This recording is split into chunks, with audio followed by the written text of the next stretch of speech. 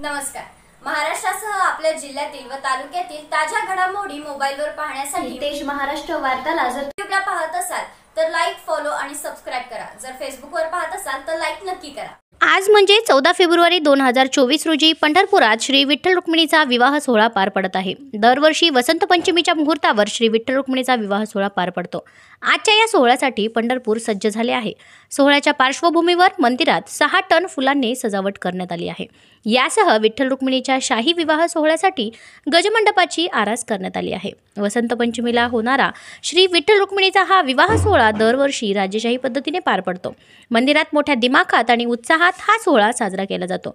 आजच्या मुहूर्तावर श्री विठ्ठल रुक्मिणी मातेच्या मूर्तीवर गुलालाची उधळण करण्यात येते. तसेच वसंत पंचमी ते रंगपंचमीपर्यंत देवाला शुभ्र पोशाख करून मूर्तीवर गुलालाची उधळण करण्याची परंपरा आहे.